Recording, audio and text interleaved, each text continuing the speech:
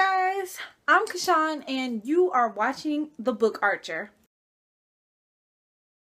First of all, hello new subbies and welcome arrows. Thank you all for tuning into this video today. This is my first time filming in a while. All the videos I've been posting have been pre-recorded, so this should be fun. Time for my April wrap-up and my May TBR. I read about 4 or 5 books. Yeah, 4 or 5 books, which is about half of what I usually read, but I just always go with my reading flow, and that's how much I felt like reading. So the first book that I read in the month of April was Shadow and Bone. This was the book that you all voted on for me to read. Sorry about the lighting. I'm filming and it's like nighttime, but I read this book because this is the book that you all wanted me to read when I did my library book haul, and I'm so glad that y'all picked this because I enjoyed this so much more than I was expecting to. This book and series I literally had no interest in it because I don't like the covers. Like, it's gray, it's drab, but this is actually a really good book. And this is the first book in the Grista trilogy, which takes place in a fantastical ancient Russia. The main thing I loved about this story was the villain. I love a book with a good villain in it. I really enjoyed this. I enjoyed the uniqueness of the magical system and everything like that. I did promise you guys a review for this, and I had asked y'all if y'all wanted me to do a Shadow and Bone review by itself or review the whole trilogy, and I decided that I'm going to do a review of just Shadow and Bone, but when I finish the trilogy I will do a complete trilogy review as well. The second book that I picked up is the third book in a trilogy that I completed this month, and that was Spellbound by Rachel Hawkins. This is the third book in the Hex Hall trilogy. I was loving the Hex Hall trilogy. I love the first book and the second book was so good, so I couldn't wait to pick this up. And unfortunately, I was a little disappointed.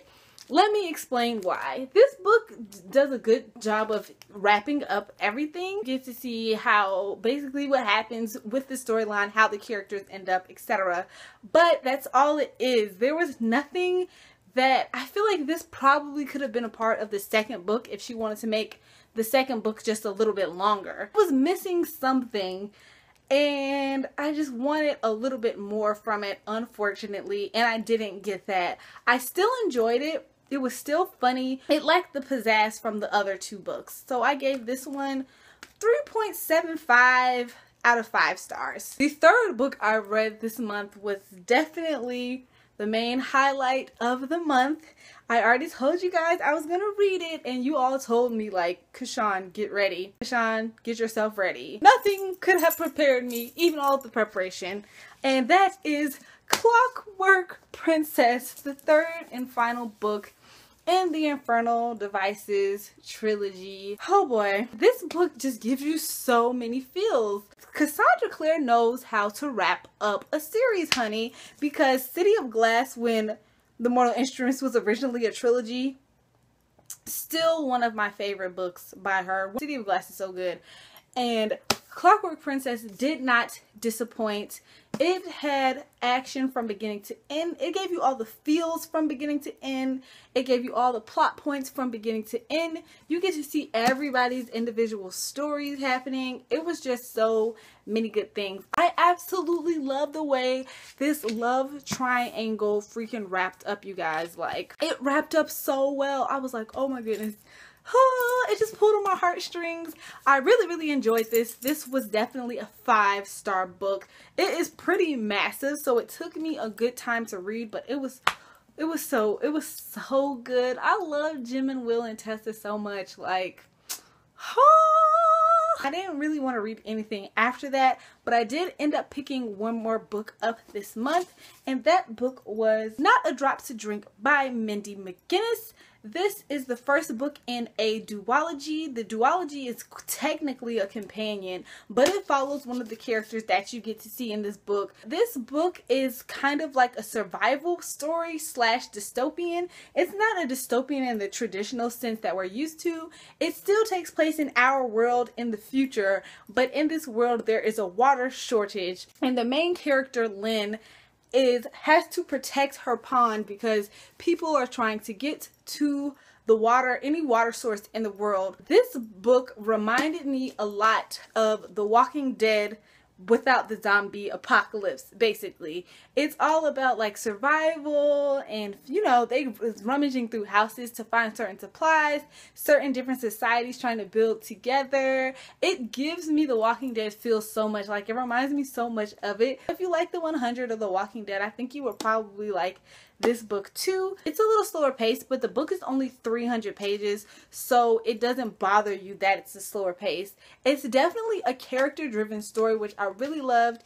Our main character develops a lot throughout the story. I had heard from, I don't know what her name is, but the girl that's at Witty Novels, she read this like last month or the month before, and she really enjoyed it too. So I decided to give it a go, and I really enjoyed it as well. 4 out of 5 stars. So that wraps up the books that I read. If you read any of those books, or you want to talk about any of those books, you can comment down in the comment section below. The first book that I am reading for the month of May is Rebel Spring by Morgan Rhodes.